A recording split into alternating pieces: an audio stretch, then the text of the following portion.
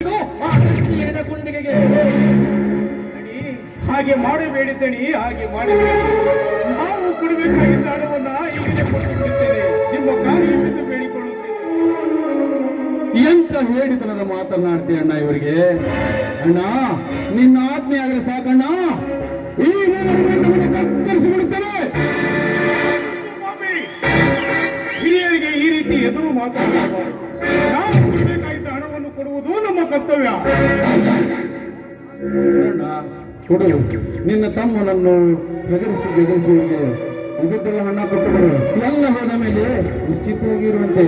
ಅಣ್ಣ, ಈ ನೀಚ ಗೌಡರ ವರ್ತಮಾನದ ಬಗ್ಗೆ ನಿನಗೆಲ್ಲ ತಿಳಿದಿಲ್ಲ. ಸಮಯ ಬಂದಾಗ ನಾನು ಅದನ್ನು ಹೇಳ್ತೇನೆ. ಈಗ ಮಾತ್ರ ಇವರಿಗೆ ₹1 ಹಣ ಕೊಡಬೇಡ. ನಿಮ್ಮ ಆಸ್ತಿಯನ್ನು ಇಲಾವಿಗೆ ಹಚ್ಚಬೇಕಾಗುತ್ತದೆ ಮಗನೇ.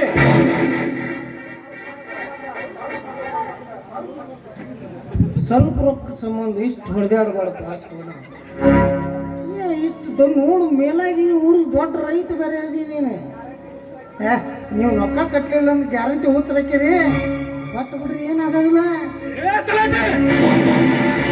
ನೀನು ಬಂದಿರುವ ಕೆಲಸ ಎಷ್ಟು ಅಷ್ಟೇ ಮುಗಿಸಿಕೊಂಡು ಹೋಗ ಮಗನ. ಅದನ್ನು ಬಿಟ್ಟು ಬೇರೆ ಮಾತಾಡ ಮಗನ. ನಿನ್ನ ರುಂಡಮನ ಚಂಡ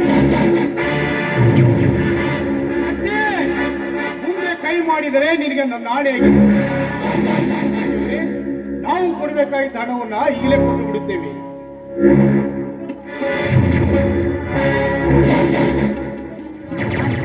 ಇದಪ್ಪ ಕರೆಕ್ಟಾಗಿ ಹೇಳ್ಬೇಕಂದ್ರೆ ಬುದ್ಧಿವಂತರ ಲಕ್ಷಣ.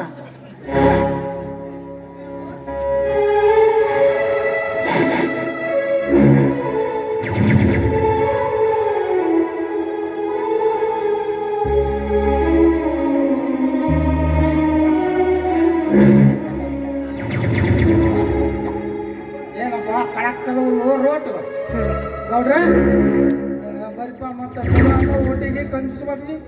ಒಂದು 2 ಹೊಡೆದ ನಾವು ಉಳ್ಳಾಡಿ ಬಿಡೋಣ.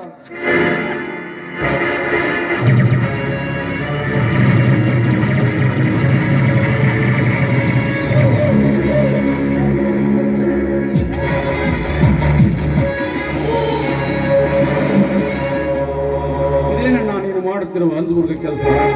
ಇವರಿಗೆ ಬೆದರಿ ಎಷ್ಟಂತ ಹಣ ಕೊಟ್ಟು ಹಾಳಾಗ್ತೀಯಣ್ಣ. ಎಲ್ಲಿ ಹೋಯ್ತಣ್ಣ ನಿನ್ನ ಸತ್ಯದ ಮಾತು? ಸತ್ಯದ ಮಾತು ಈ ಕಲಿಯುಗದಲ್ಲಿ ಸತ್ತು ಹೋಗಿದೆ ಸೋದರ. ಈಗ ಈ ರೈತರು ಉಡಬೇಕಾಗಿದ್ದು ಕರ್ಮದ ಗಂಟು ಒಂದೇ ಅಂಟಿಕೊಂಡಿದೆ. ಯಾಕೆಂದರೆ ಈ ಭೂಮಿ ತಾಯಿ ಮುಗಿಲೆತ್ತರ ಬೆಳೆದು ಮನೆ ತುಂಬ ದವಸ ಧಾನ್ಯಗಳು ತುಂಬಿಕೊಂಡರೂ ಅದೆಲ್ಲ ಈ ಹಾಳು ಕಟಕ ಸರ್ಕಾರದ ವಶವಾಗುತ್ತಿದೆ ಎಂದಾಗ ನಾನು ನಿನಗೇನೆಂದು ಉತ್ತರಿಸಬೇಕು ನನಗೊಂದು ತಿಳಿಯದಾಗಿದೆ.